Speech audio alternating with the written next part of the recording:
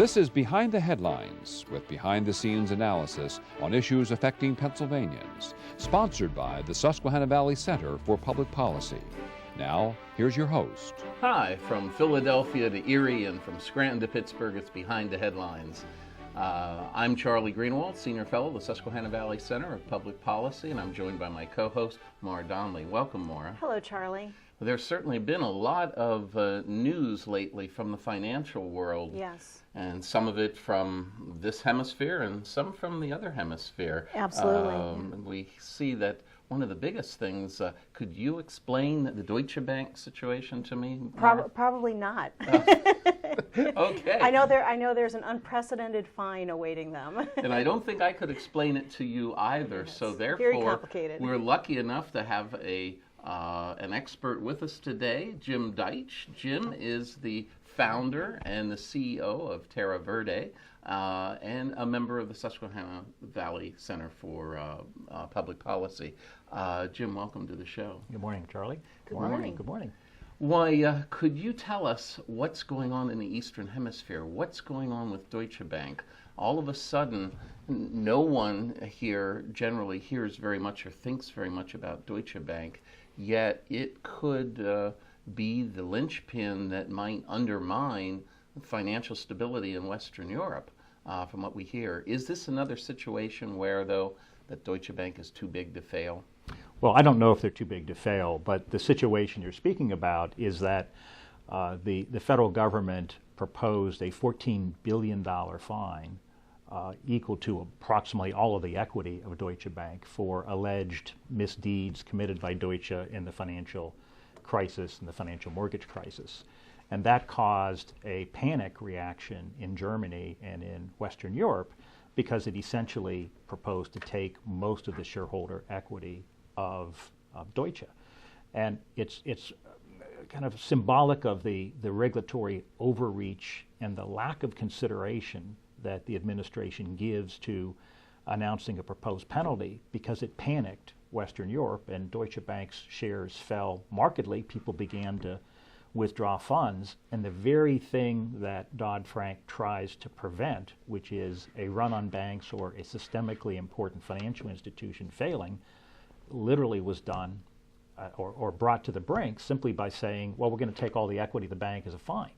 And oh, by the way, in the last 15 years, beginning in 2008, actually it's less than 15, the penalties collected by the various regulators against banks has been over $300 billion, 300 billion, not million, billion.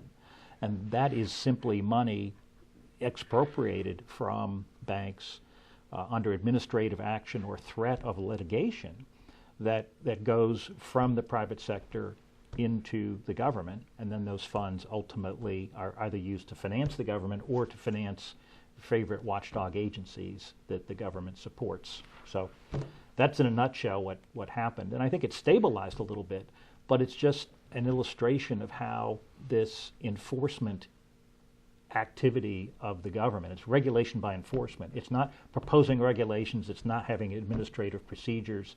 It's simply saying, we think the fine should be X, and as a result, you produce a lot of fear in the financial services sector as, is it a safe investment? What happens next? Well, I can't imagine that Deutsche Bank is going to roll over on this and just say, okay, we'll write you a check.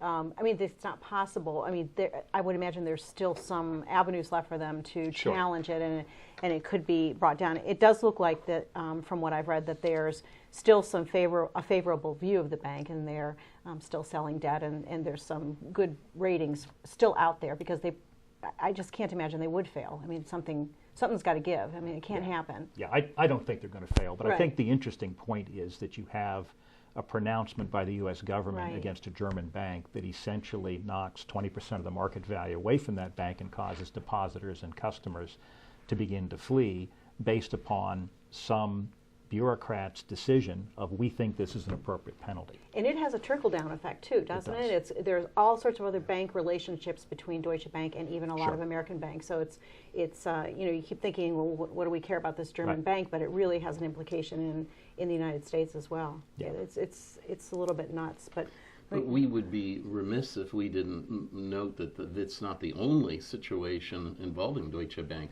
Deutsche Bank has originally gotten in trouble, hasn't it, Jim, from trying to settle claims in Europe that it rigged interest and exchange rates. And on the horizon, it's facing more charges that it shielded Russia from having to deal with money laundering rules and regulations, that it helped Russia evade those.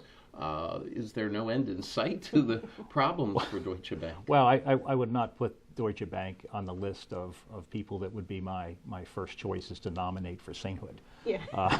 But or Bank of the Year. Or Bank of the Year. But by the same token, I think the decision to administratively attempt to impose a $14 billion fine for alleged wrongdoings just has to, it's kind of the embellishment or the embodiment of this administration's approach to regulation. It's regulation by enforcement. And in fact, the CFPB was dealt this week a substantial blow. CFPB for our Consumer viewers? Financial Protection Bureau was dealt a considerably harsh opinion by the district, the Court of Appeals for the District of Columbia, in which it found that, number one, the structure of having a single director who's the most powerful, according to the court, the most powerful individual in the United States, even more than the executive branch of the president, in what he can do, found that unconstitutional. Second, found that PHH, which had brought a appeal to a $109 million fine proposed by the CFPB, was done without due process, that PHH had relied on a 1997 interpretation from the Department of Housing and Urban Development on how to act on this particular issue. They relied upon it, and the CFPB said, we just don't agree with it, so we're going to rescind it and say it's not valid. So they lost on that point. And then they lost in the statute of limitations because they attempted to go back way beyond the 3-year statute of limitations and collect fines based upon, purported violations going back 15 years. So the CFPB lost on all cases, and it was not a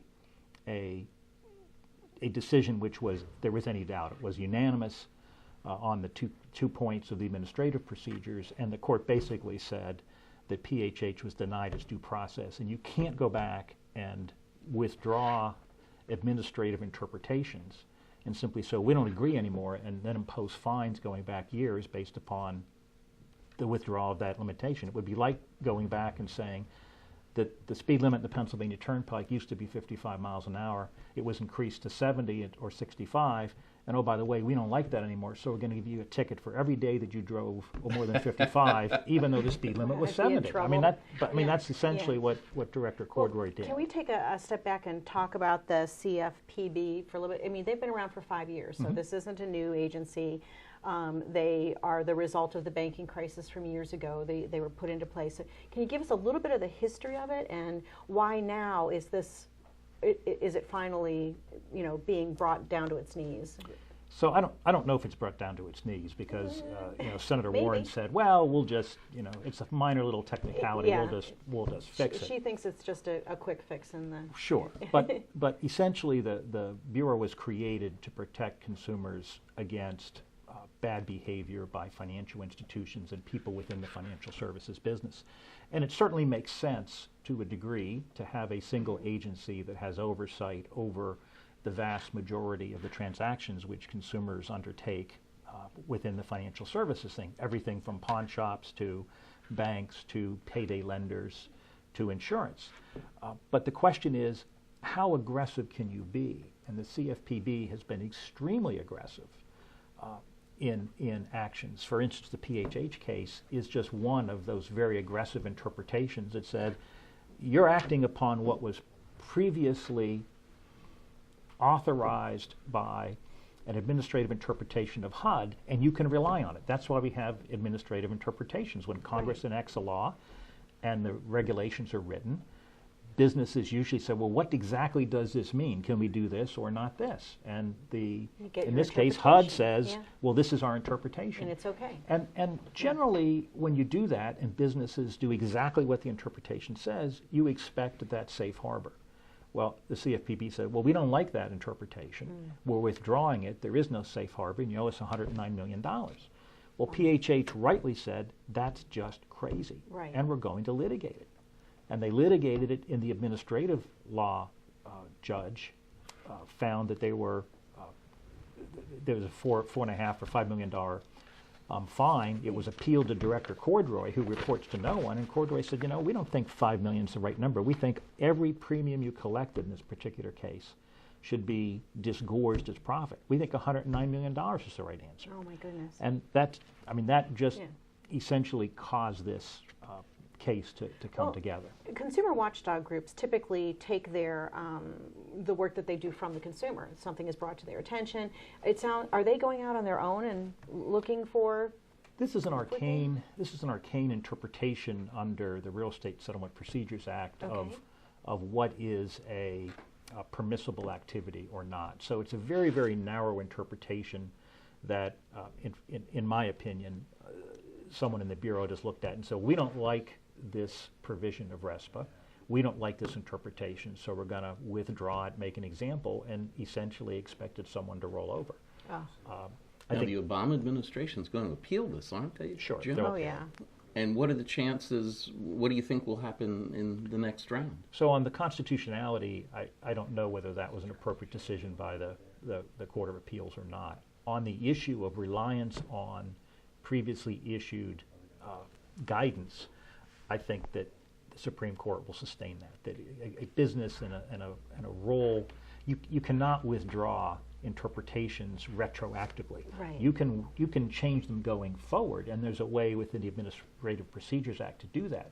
But you can't take a decision made in 1997 and say, well, it's 2016. We don't like that, and we're going to apply it retroactively. That's just cause complete chaos. It is complete chaos In the financial industry as well as business. So I think that will be sustained by the Supreme Court. On the statute of limitations, that has been nibbled away at, so I don't know. I'm not a lawyer. I can't give you an opinion, but that should be sustained.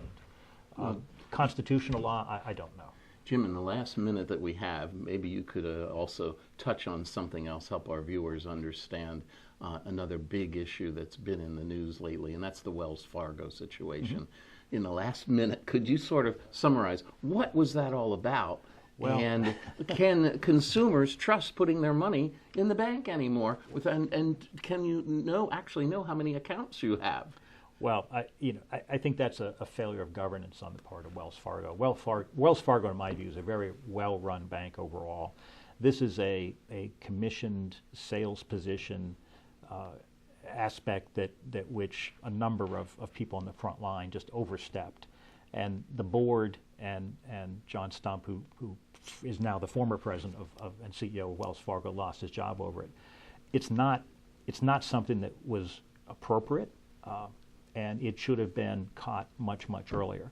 But Wells Fargo is still, in my mind, a really well-run bank. This is something that shouldn't have happened. It was an abuse of consumers. It should be penalized. But and the irony of it is that John Stump done so well in leading Wells Fargo through troubled financial waters for so long. Right. So it's unfortunate for Wells Fargo, its employees, and its customers. But it's still safe. You don't have to keep your money under the mattress. I have my money there. Okay. Oh, well, that's a good endorsement there. Okay. Thank you very much for joining us this morning. We really appreciate it, Jim. Okay, thank you. Great to see you again. It's great to see you too. We'll be right back with the second segment of Behind the Headlines right after this. Stay tuned. Behind the Headlines is brought to you as a public service by the Hospital and Health System Association of Pennsylvania, helping hospitals provide healing, health, and hope to communities across the state. And by the Pennsylvania Chamber of Business and Industry. The Pennsylvania Chamber serves as the frontline advocate for business on Pennsylvania's Capitol Hill by influencing the legislative, regulatory, and judicial branches of state government.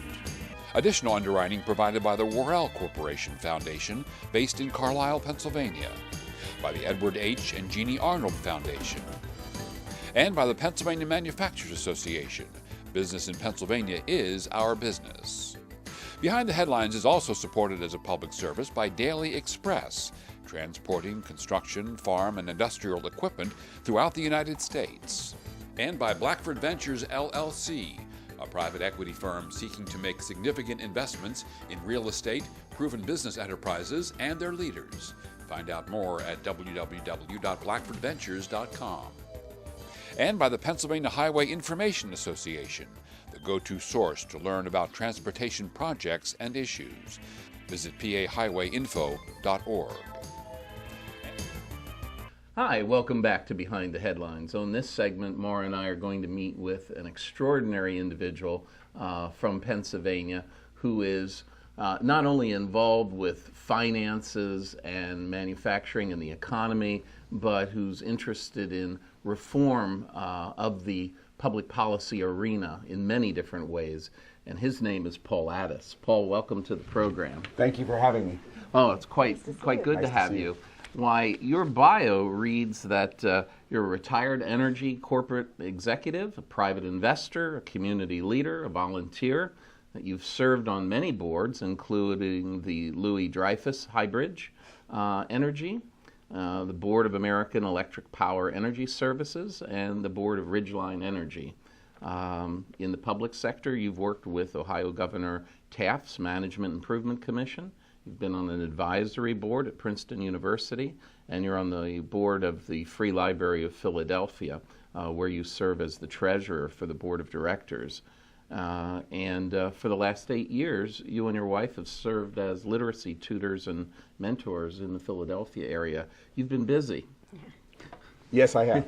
Could you elaborate a little bit more? What did we miss about your background, and what's prompted you to get involved with public policy and trying to improve public policy and and the arena in Pennsylvania? Well, you missed the most important thing about the way I categorize my life. I'm happily married with 4 wonderful kids, and that's what drives me, is the world that they're adults now, but young adults, but the world that they are growing up in, and the world that we will pass on to them.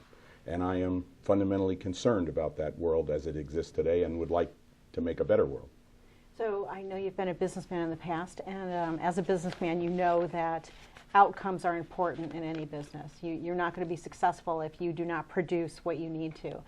We're not really seeing the same thing on the state and local level, and I know that you feel very strongly about that failure, basically, to produce quality outcomes. So you can tell us a little bit about what you think about what's happening in the state and on the federal level? Well, very quickly, we've had 8 or 10 years where our debt on a national level has grown enormously in relationship to our GDP.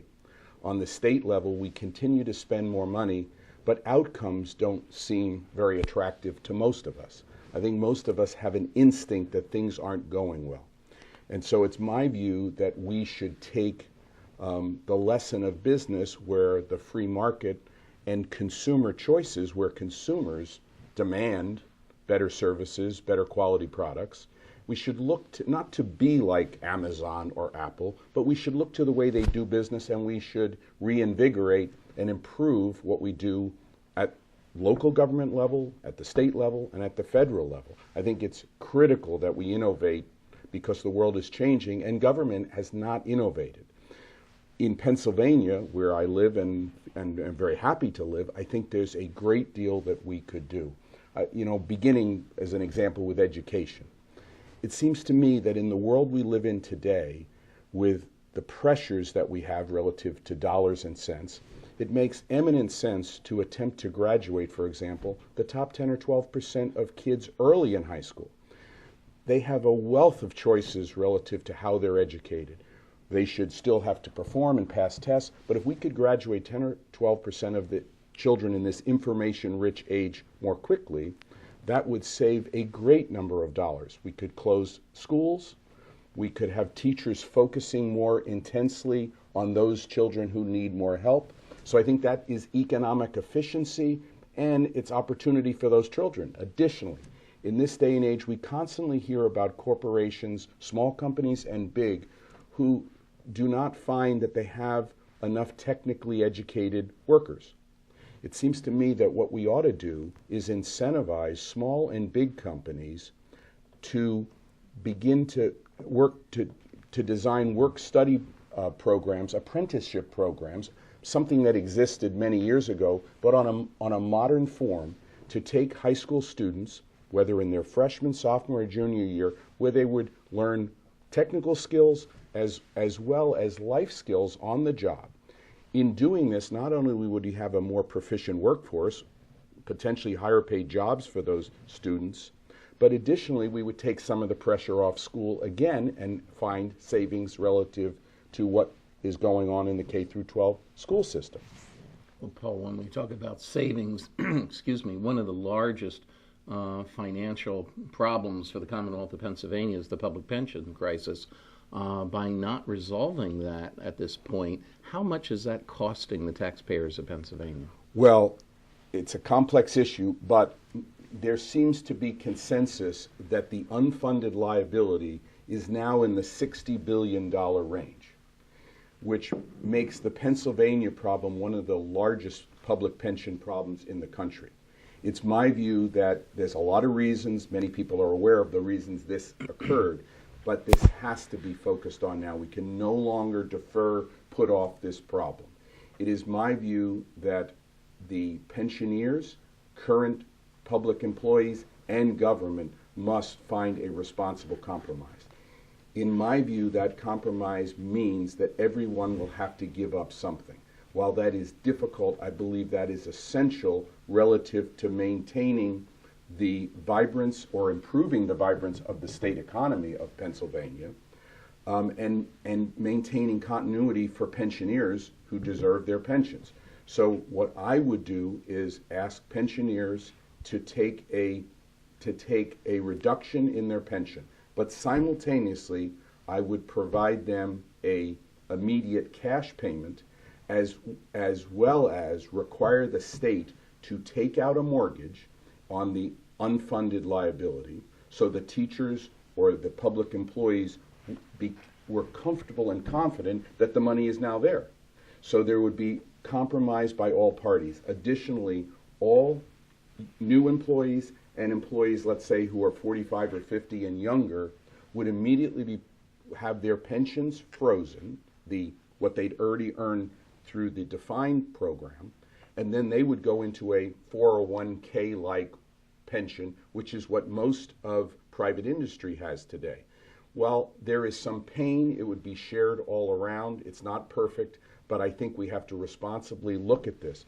If we don't, the potential impacts on the state's economy are quite dangerous. We could have an exodus of citizens and companies who do not want to take on that liability, feel that it's not their obligation, and so companies move elsewhere, employees and their families begin to move elsewhere, which puts a smaller and smaller number of people sharing that burden. Let me finally point out, if this compromise was reached, which will require serious negotiation, goodwill on all parties, and leadership to drive it, the state's bond rating, it's what it has to pay when the state borrows money, would improve. The state does not borrow, is at a disadvantage now when it borrows. This would allow the state to borrow at lower rates as we go forward, because this very dangerous problem had been resolved in a fair and equitable manner. We talk about this issue a lot on the show, guest after guest, and I ask the same exact question. It seems to me that it's a no-brainer that we've got to fix the pension system. Why isn't something happening?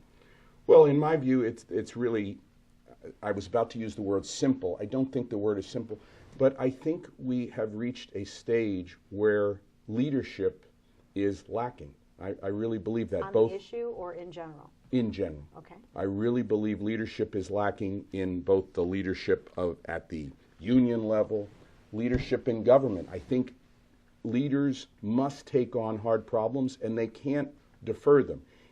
This is not a problem of leadership that is only in Pennsylvania.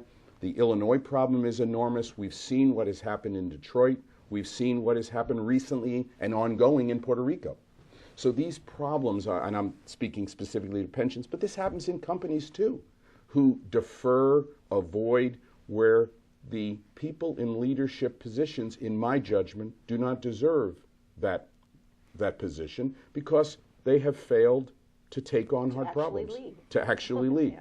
Fair Well, enough. Speaking of leading and talking about taking on hard problems, but shifting gears a little bit, if we look at the foreign policy, for example, that's been set forth by the former Bush administration and now by the Obama administration, in your mind, have they put together foreign policy that is effective in advancing America's interests in the world and keeping us safe from domestic terrorism at home?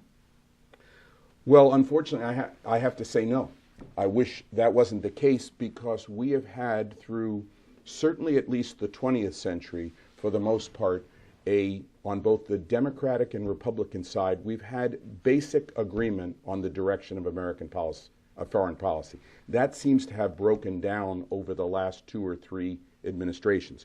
My view is that the Bush administration, George W. Bush, attempted to do too much when our resources were limited, and 2, did not take the pulse of the American people and understand how far they were willing to go, how much sacrifice they were willing to take on in terms of change. If one takes on monumental change, they need to be prepared to take that on. As a previous Secretary of State said, if you break something, you got to fix it.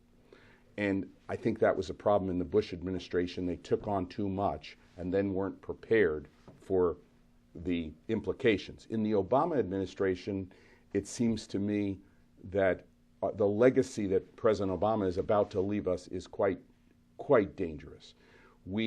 America has always spoken and followed through on what it says, and that has broken down during the Obama administration. It appears to me that President Obama believes that dialogue will bring our adversaries to the table and we can reach compromise or a safer, fairer world. That doesn't appear in any way to be the case. The Iran nuclear deal is, in my mind, extremely worrisome. We've given the largest state sponsor of terrorism billions of dollars now. We've reduced sanctions on them, and the nuclear deal at best puts off Iran's ambition to have a nuclear weapon for a few years. At worst, the deal terms are so complex that it seems to me it's almost impossible to verify. Paul, unfortunately, we've run out of time. Will you come back I would and very talk much some more with? Well, we'd love to have you back, and we'd love to have you back next week. Tune in again next week for Behind the Headlines. We'll see you then.